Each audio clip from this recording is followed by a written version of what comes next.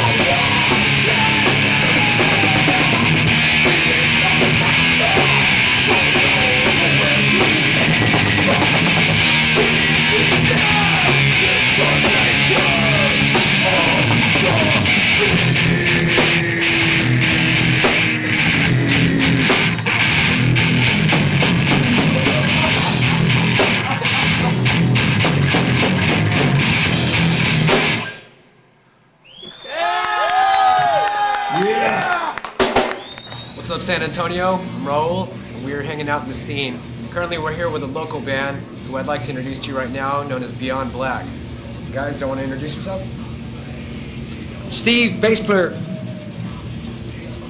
Ian, guitars. Robert, drums. Sal, the vocals. So guys, let's talk about how y'all got started. What originated the project? Steve, want to take that one? I originally came from a band called Bitter Harvest. I disbanded that about 2 years ago, and I seeked out and looking for some members that would give me a cutting edge and some fucking heavy fucking metal. So I went out and I picked up Ian and another friend of ours, Jay, which he's since left the band. Then we found Robert and we found Sal from all different bands. They are in their own each good bands that they were in themselves, but they all chose to leave those bands and come and make a band with me and us. And we've been jamming for 2 years now. Lately, we weren't able to finish our CD, or 6-song CD, which we recorded at Keith Cross Monster Studios, and it's fucking badass. You can hear a little bit right now, and we've just been jamming out, man. So talk about the sound. What's y'all's influence as far as who you're trying to, who you look up to as far as what you're spinning and what you're pushing as far with your music? Well, the main thing is, man, is that we're just trying to be as heavy and as original as we possibly can. Our sound basically right now is really the drums real thick. I mean, Robert's the thunder god over here, man. He's the mallet master, man. Steve's bass and my guitar. I mean, it intertwines with each other, and it's a real thick, heavy sound. And we've been, follow the influences that we've all grown to love. Metallica, Megadeth, Iron Maiden, man. I mean, these Judas Priest, these guys, especially Testament, Testament, all these guys. A real big influence Hellstar. that we've seen. Yeah, Hellstar. I mean, all these guys, man. Even Yngwie Malmsteen, all these guys, man. Even though we don't play a lot of Yngwie runs and stuff like that, as far as bass and stuff like that goes, and drums. All these guys taking a factor in producing what Beyond Black is today. Talk about the CD that just came out. You recorded at Monster Studios, and what are you trying to push for it as far as either looking around for different like recording studios or different recording labels? Is there anybody that you're trying to push right now? Recently, we did this one show, and we had a chance to. Well, this Metal Queen management out of Canada had requested some our little press pack, a little promo pack from us, and we tried to give it to this other group that's under their management with them, but somehow they lost it. Yeah. So we had to get another package together and get it out to her, and we did that already, and we're just waiting to hear back from her to see what she thinks. She was very interested in listening to the band. She wanted to come see the band, but she couldn't come to town to watch us. Yeah. But she definitely said from what she heard from the club owner, that she really wanted to check out the band. She was interested in seeing maybe what can she do for Beyond Black. Okay. How can she help Beyond Black? Well, I'd like to take the opportunity to thank Beyond Black for sitting down and speaking with us. To all here and all out, just thanks. This is Raul. We'll see you in the scene. The scene rocks. Fucking A! Hey, San Antonio, we are Beyond Black, and you're rocking with the scene.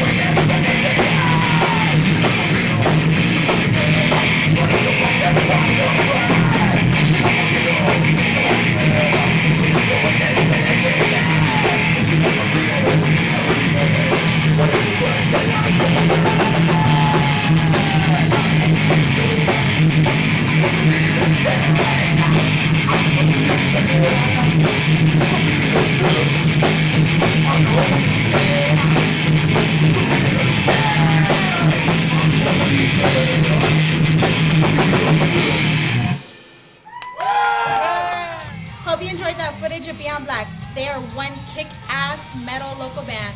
So if you ever hear about them playing around town, please go and check them out. Support those guys because they work really hard and they are kick-ass.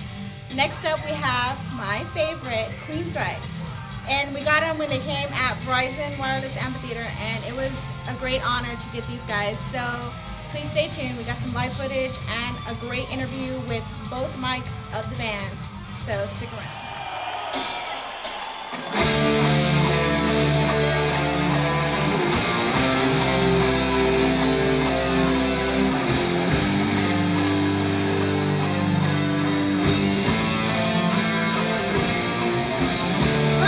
San Antonio!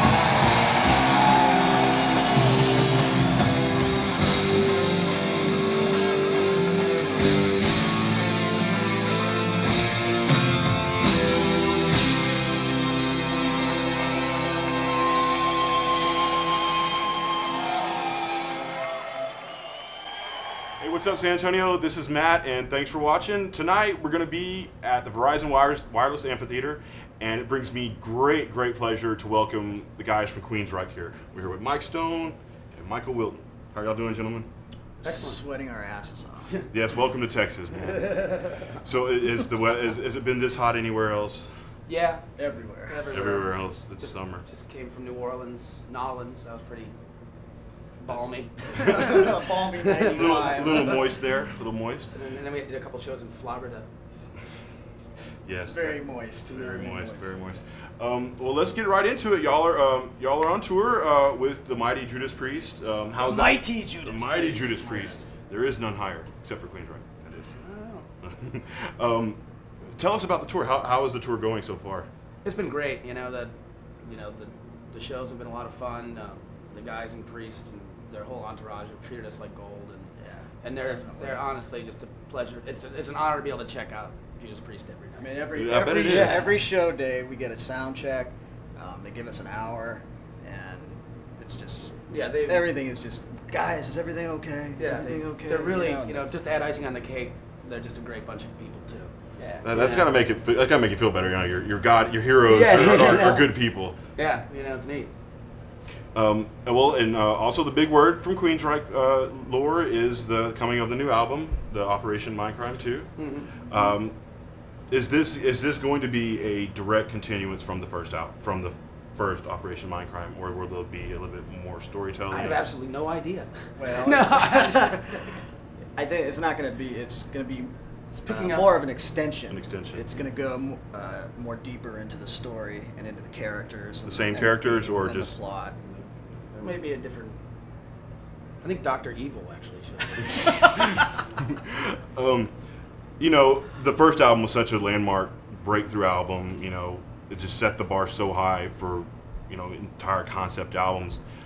Is that something that you think is kind of lacking in the market today? Is this good storytelling along with musical conveyance?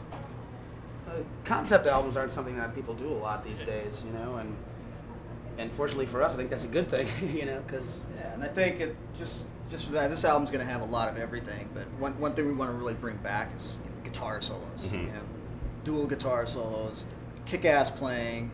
Not just more about the song, but more about the band.